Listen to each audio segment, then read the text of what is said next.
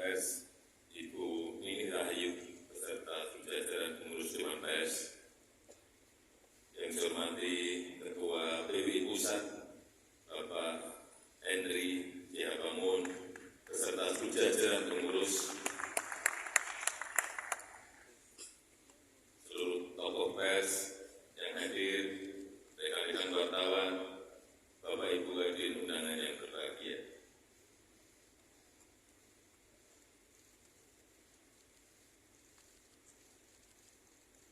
Sebelum lupa, yang pertama saya ingin menjawab keluhan Pak Henry tadi mengenai gedung pers Pancasila yang ada di Kota Yogyakarta. Paling lambat minggu depan sudah dicek di lapangan. Semuanya akan dibangun oleh Kementerian PU. Saya belum tahu habisnya berapa, tapi sudah saya sanggupi dan segera akan dibangun.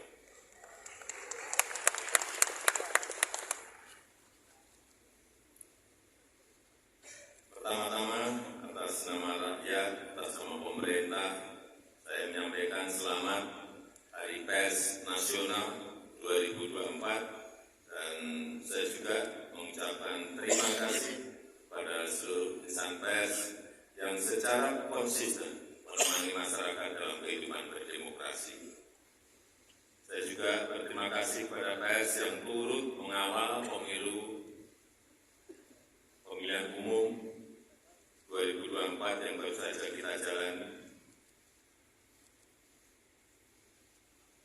Saya juga sering dikritik tajam. Ada gambar wajah saya yang unik-unik, yang aneh-aneh di sampul media, di sampul majalah, di media sosial. Ramai sekali, aneh-aneh, tapi tidak apa-apa, tidak ada masalah buat saya. Tapi jujur saya ada yang komplain. Mbak, nanti saya kata, Mbak, baca Mbak kok jadi gambar jelek banget. Ya, itulah. Ini bagian dari penghormatan saya atas kebebasan pers, kebebasan berekspresi, dan kebebasan berpendapat. Bapak Ibu insan pers sekalian, pemerintah menyadari berbagai tantangan yang dihadapi oleh insan pers di era digital.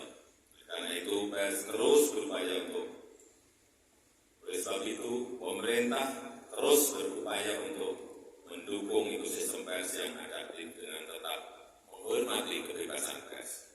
Seperti yang sudah saya sampaikan pada peringatan Hari Pers Nasional tahun lalu, jurnalisme berkualitas dan keberlanjutan industri media konvensional menjadi perhatian penting pemerintah, dan ini yang dinanti-nanti. Setelah sekian lama, setelah melalui perdebatan panjang, akhirnya kemarin saya menandatangani peraturan Presiden tentang tanggung jawab platform digital untuk mendukung jurnalisme berkualitas, atau yang kita kenal sebagai Perpres Publisher Rights. Prosesnya memang sangat panjang, banyak perbedaan pendapat, dan saya tahu ini melelahkan bagi banyak pihak, sulit sekali menemukan titik temu. Sebelum menandatangani, saya juga betul-betul mendengarkan aspirasi dari rekan-rekan pers. Aspirasinya tidak bulat-bulat, ada perbedaan aspirasi antara media konvensional dengan platform digital. Platform digital besar juga beda aspirasi, dan kita harus timbang-timbang terus implikasinya. Dan setelah mulai ada titik kesepahaman, mulai ada titik temu, ditambah lagi dengan Dewan Pers yang mendesak terus, perwakilan perusahaan pers dan perwakilan asosiasi media juga mendorong terus, akhirnya kemarin saya menaikkan Perpres tersebut. Bapak Ibu yang saya hormati, perlu saya ingatkan tentang semangat awal dari Perpres ini. Kita ingin jurnalisme berkualitas, jurnalisme yang jauh dari konten-konten negatif, jurnalisme yang mengedukasi untuk kemajuan Indonesia. Kita juga ingin memastikan keberlanjutan industri media nasional. Kita ingin kerjasama yang lebih adil antara perusahaan pers dan platform digital. Kita ingin memberikan kerangka umum yang jelas bagi kerjasama perusahaan pers dan platform digital. Perpres ini sama sekali tidak dimaksudkan untuk mengurangi kebebasan pers. Saya tegaskan bahwa publisher rights lahir dari keinginan dan inisiatif insan pers. Pemerintah tidak sedang mengatur konten pers. Pemerintah mengatur hubungan bisnis antara perusahaan pers dan platform digital dengan semangat untuk meningkatkan jurnalisme yang berkualitas. Kemudian perlu saya ingatkan juga tentang implementasi Perpres ini. Kita masih harus mengantisipasi risiko-risiko yang mungkin terjadi, terutama selama masa transisi implementasi Perpres ini. Baik itu perihal respon dari platform digital dan respon dari masyarakat pengguna layanan. Terhadap perusahaan pers yang saya tahu sedang menghadapi masa-masa sulit di platform digital ini, pemerintah juga tidak tinggal diam, pemerintah akan terus mencari solusi dan juga kebijakan afirmatif untuk perusahaan pers di dalam negeri. Saya juga meminta Menkominfo agar memprioritaskan belanja iklan pemerintah untuk perusahaan pers. Berkali-kali saya sampaikan, minimal untuk bantalan jangka pendek. Memang ini tidak menyelesaikan masalah secara keseluruhan.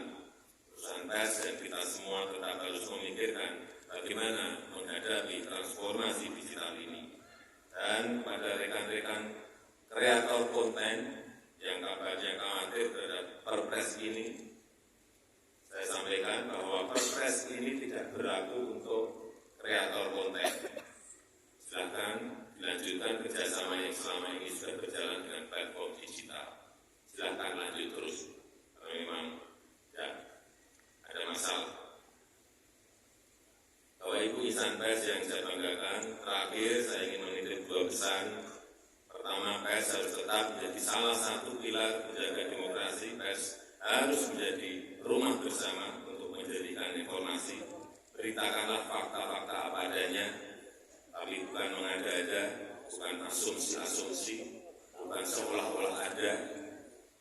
Yang kedua, saya sangat berharap perusahaan pers dapat memikirkan langkah-langkah konkret dan strategis, terus melakukan inovasi agar adaptif dalam respon perubahan zaman, mampu berdiri tegak secara